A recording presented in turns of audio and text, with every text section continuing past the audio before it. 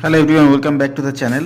আজকে আমরা আলোচনা করব হচ্ছে ফাইটার সিনেমাটি নিয়ে। আপনারা জানেন ফাইটার সিনেমায় ঋত্বিক রোশন এবং দীপিকা পাড়ুকোন অভিনয় করেছেন, সাথে আছেন অনিল কাপুর। খুবই বিগ বাজেটের একটা সিনেমা, 2024 সালে মুক্তিপ্রাপ্ত হিন্দি সিনেমাগুলোর মধ্যে আমার মনে হয় এটা one of the most expensive movie. যে মুভিটা ব্যবসাও করেছে মোটামুটি ভালো, 250 কোটি দিয়ে তৈরি করে মুভিটা 350 কোটি রুপির ব্যবসা করেছে ওয়ার্ল্ড ওয়াইড, যেটা হয়তো এক্সপেকটেশন মিট করেনি। কারণ আপনি এত টাকা ইনভেস্ট করে এত বেশি, আরও বেশি অবশ্যই আশা করবেন প্রফিট এবং অন্যান্য গ্রস আর্নিংয়ের ক্ষেত্রে। সো আমরা সিনেমাটা যদি নিয়ে কথা বলি, এই সিনেমাটা ডিরেকশন দিয়েছেন হচ্ছে সিদ্ধার্থ আনন্দ, খুবই নামকরা একজন পরিচালক। অভিনেত্রীদের কথা তো বললামই।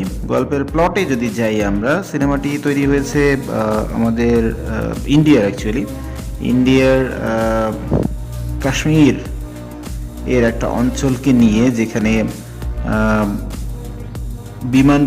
ইন্ডিয়ান বিমান বাহিনীর একটি বেস ক্যাম্প থাকে এবং সেই বেস ক্যাম্পে সন্ত্রাসী গোষ্ঠী হামলা চালানোর প্ল্যান করে।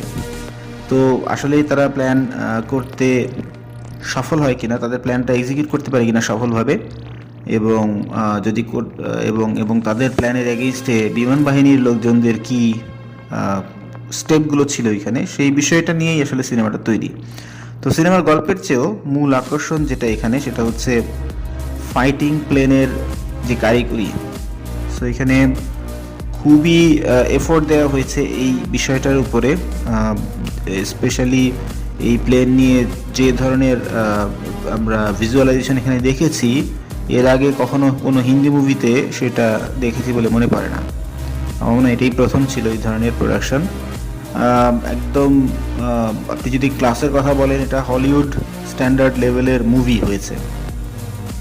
তো যেটা হয় যে যখন আপনি হলিউড লেভেলের মুভি বানাবেন, আপনার অডিয়েন্সকেও কিন্তু আসলে ওই লেভেলটা বোঝার ক্ষমতা থাকতে হয়।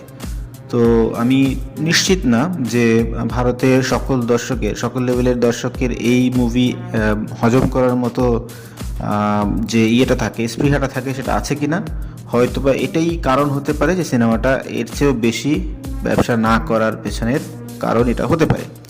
তবে ওভারঅল অ্যাজ এ দর্শক আমার সিনেমাটা খুবই ভালো লেগেছে। ঋত্বিক এবং দীপিকা তারা দুজনেই ভালো অভিনয় করেছেন, তাদের সাপোর্টিং ক্যারেক্টার যারা ছিল তারাও ভালো অভিনয় করেছেন। ছবির ভিজুয়ালাইজেশনও ভালো ছিল, স্টোরি টেলিংও ভালো ছিল, অনেক কিছুই ছিল যেটা হয়তো আমরা এইখানে ফার্স্ট টাইম দেখতে পাচ্ছি। সিনেমার যে ভিলেন আছে তার অভিনয় আরও ভালো হতে পারতো, তাকে দেখে অনেকটা মানে রোবোটিক ভিলেনের মতো মনে হয়েছে, বাট স্টিল কাজ মোটামুটি তিনি ভালোই করেছেন, বাট আরও এটা ইমপ্রুভ করা যেত। ওভারঅল যদি আমি বলি, আপনি চাইলে সিনেমাটা দেখতে পারেন। সিনেমাটা দেখলে আপনার সময় খারাপ কাটবে না। আমি রিকমেন্ড করবো আপনি সিনেমাটা দেখতে পারেন। আর যদি আপনি দেখে থাকেন সিনেমাটা, তাহলে আপনার কেমন লেগেছে আমাদের কমেন্ট বক্সে জানাবেন। আর আমাদের চ্যানেলে নতুন হয়ে থাকলে please don't forget to subscribe.